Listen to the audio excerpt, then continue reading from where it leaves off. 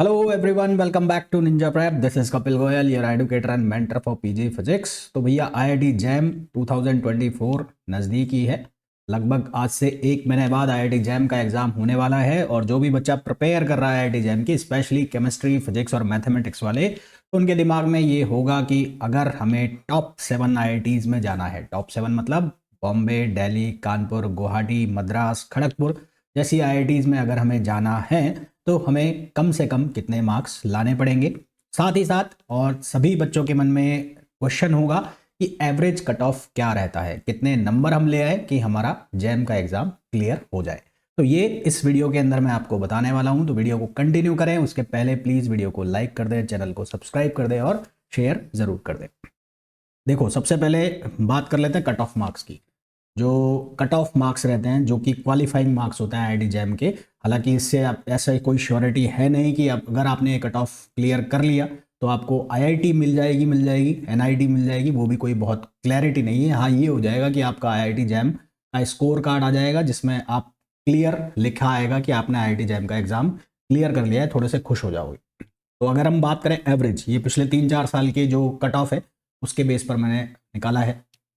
तो जो physics subject है उसमें अगर जनरल की कट ऑफ की बात करें पिछले 3 साल के स्कोर के बेस पर, तो 21.46 मार्क्स, 21.46 मार्क्स। अगर मैं E W S O B C N C L की बात करूँ तो 19.34, और एस सी एस टी की अगर मैं बात करूँ तो 10.73। इसी तरह से अगर मैं मैथमेटिक्स की बात करूँ तो 23.05।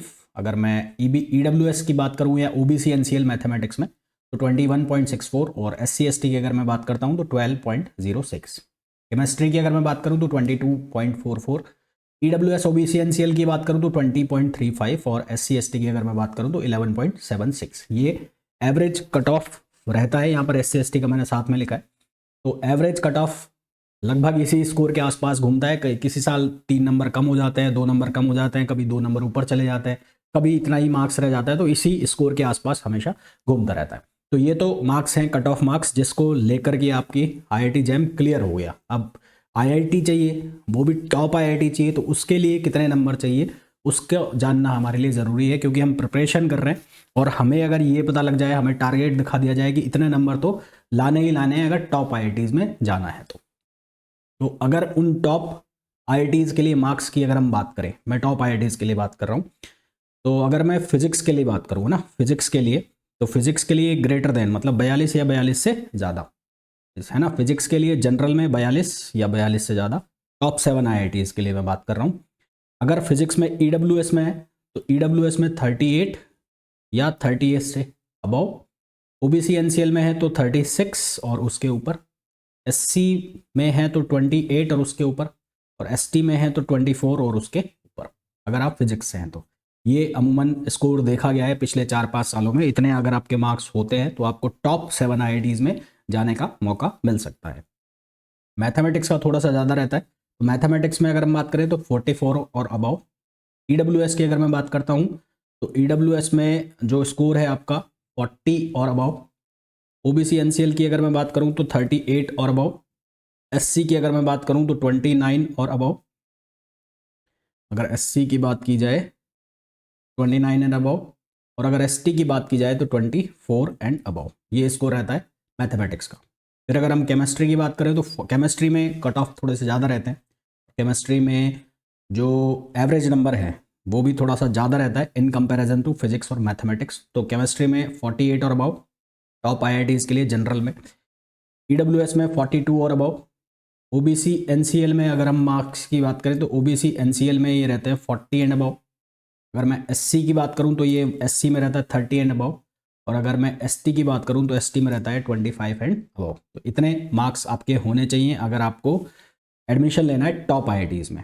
इससे कम नंबर होंगे तो आईआईटीज़ में भी एडमिशन मिल जाएगा, है ना। पर टॉप आईआईटीज़ की बात चल रही है यहाँ पर। टॉप आईआईटीज़ जैसे कि अब मैं बात कर लेता हूँ फिजिक्स स्कोर के लिए। जैसे अगर मैं फिजिक्स के स्कोर की बात करूं पिछले 2-3 सालों की, कि उसमें आईआईटी मुंबई, आईआईटी बॉम्बे कितने स्कोर पर मिला है, क्या रैंक पे मिला है।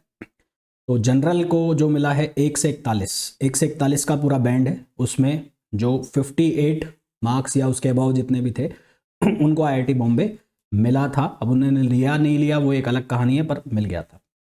EWS की बात करें तो 45 टू 97 रैंक, ये रैंक है, ये वाली रैंक है ना, 45 टू 97 रैंक तक ये फिल हुआ था, थर्ड लिस्ट तक। और जो मार्क्स हैं 50 और अबाव के 43 टू 128, और मार्क्स जो हैं 48 एंड अबाव मार्क्स। SC की बात करें तो 117 टू 853, और मार्क्स जो हैं 32 एंड अबाव मार्क्स। अगर हम ST की बात करें तो 45 455 टू 1114, और जो मार्क्स हैं 28 एंड अबाव। IIT दिल्ली की बात की जाए तो 1 टू 156, और जो मार्क्स हैं 47 एंड अबाव। और EWS की अगर हम बात करें तो 165 टू 233 रैंक तक है, और 42 अबाव मार्क्स हैं। अगर हम OBC NCL की बात करें तो 158 टू 431, और मार्क्स जो हैं 40 मार्क्स अबाव हैं। SC की अगर हम बात करें तो 387 टू 1146, और जो मार्क्स हैं 30 मार्क्स एंड अबाव हैं। अगर हम ST की बात करें तो 332 एंड 1296 रैंक है, और जो मार्क्स है 28 एंड अबाव है। IIT कानपुर की बात की जाए तो रैंक 27 टू 91 तक ये फेल हो जाता है, और जो मार्क्स हैं वो 55 एंड अबाव। अगर हम EWS की बात करें तो 128 टू 170, और जो मार्क्स हैं 43 एंड अबाव। OBC NCL की मैं बात करूं तो 134 टू 261, और 40 एंड अबाव मार्क्स हैं। SC की अगर मैं बात करूं तो 304 टू 781, और जो मार्क्स है 32 एंड अबाव है। और अगर मैं ST की बात करता हूं तो 1153 टू 1415, और 27 एंड अबाव मार्क्स है। फिर उसके बाद अगर हम बात करें खड़गपुर की, तो खड़गपुर में क्या होता है कि खड़गपुर में इंटीग्रेटेड MSc PhD का कोर्स है, तो इसलिए वहाँ पर ज़्यादा प्रेफर नहीं करते हैं बच्चे, तो रैंक पीछे चला जाता है। तो अगर मैं फिजिक्स में ही जनरल में बात करूँ तो 10 टू 203, और मार्क्स 45 एंड अबाव। EWS में 222 to 286 rank, 42 marks and above. OBC NCL की अगर मैं बात करूँ तो 306 और 629 मार्क्स रैंक, और मार्क्स जो है 37 मार्क्स एंड अबाव। SC की अगर मैं बात करूँ तो 472 टू 1647, और मार्क्स जो है 26 मार्क्स एंड अबाव। और ST की अगर मैं बात करूँ तो 1668 और 3676, और मार्क्स जो है 25 मार्क्स एंड अबाव। अगर मैं IIT मद्रास की बात करता हूँ तो 37 162 रैंक तक है, और जो मार्क्स है 47 एंड अबाव। EWS की बात करें तो 226 264 से 316 रैंक है, 41 marks and above. OBC NCL की बात की जाए तो 243 से 434 तक, marks 39 marks and above. SC की बात की जाए तो 869 to 1466, marks 260 marks and above. ST की बात की जाए तो 1654 327 and marks 25 and marks and above. General की अगर हम बात करें तो 166 218 45 marks and above. IIT Roorkee की बात कर रहे हैं। EWS की बात करें तो 249 ranks to 345 rank, marks 43 marks and above. OBC NCL की मैं बात करूं तो 1416 and 528, marks 40 marks and above. SC की अगर मैं बात करूं तो 1196 से 1514 तक, और मार्क्स 26 एंड अबाव। ST की बात करूं तो 1623 2088 25 मार्क्स एंड अबाव। अब IIT गुवाहाटी की अगर बात कर ली जाए तो rank 142 to 79, marks 42 marks and above. EWS की बात करें तो 320 to 361 38 marks and above. OBC NCL की बात करें तो 355 613 36 मार्क्स एंड अबाव। SC की बात करें तो 641 1828 26 marks and above. And ST की बात कर ली जाए तो 1951 2756 25 मार्क्स एंड अबाव। तो भैया ये जो है आपका फिजिक्स का एनालिसिस था कि जो लास्ट 2-3 साल के पैटर्न के बेस पर कि कितने रैंक पे, कितने मार्क्स पे कौन से टॉप IITs मिल गए हैं। तो मेरे हिसाब से आपको एक अच्छा खासा आइडिया लग गया होगा कि अगर आपको फिजिक्स, केमिस्ट्री या मैथमेटिक्स में MSc में एडमिशन लेना है टॉप IITs में, तो आपको कम से कम कितने मार्क्स सिक्योर करने पड़ेंगे IIT जैम 2024 के अंदर, और क्या आपका एवरेज कट ऑफ रहता है, और कट ऑफ जो है वो इसी के आसपास घूमता है। अब आपको ये देखना है कि आपको सिर्फ कट ऑफ क्लियर करना है या टॉप IIT में जाना है, तो वो आपकी प्रिपरेशन के ऊपर है कि आपने किस तरह की प्रिपरेशन की हुई है। साथ ही साथ अभी जैसे आपको पता ही है कि CUET PG के भी फॉर्म निकले हुए हैं, लोग भर रहे हैं, वो फॉर्म फिल कर रहे हैं, साथ में जेस्ट के फॉर्म भी निकले हुए हैं। तो अगर आप फिजिक्स से प्रिपरेशन कर रहे हैं तो आप मेरी जो वेबसाइट है, मेरा जो चैनल है निंजा प्रेप चैनल है, उस पर आप ये जो प्लेलिस्ट है फ्री अवेलेबल है, इसको आप चेक कर सकते हैं। यहाँ से अपनी प्रिपरेशन को और स्ट्रॉन्ग कर सकते हैं CUET PG की।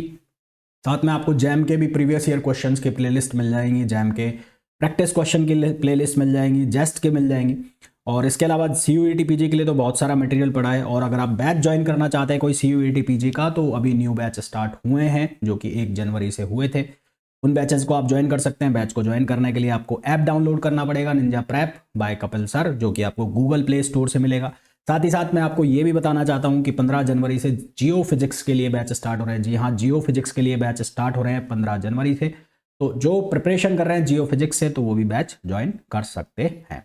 होपफुली ये जो कंटेंट है आप लोगों के लिए बहुत ज़्यादा यूजफुल होगा। और अगर आप कंटेंट को पसंद कर रहे हैं तो प्लीज़ वीडियो को लाइक कीजिए, शेयर कीजिए और चैनल को सब्सक्राइब करना ना भूलिए।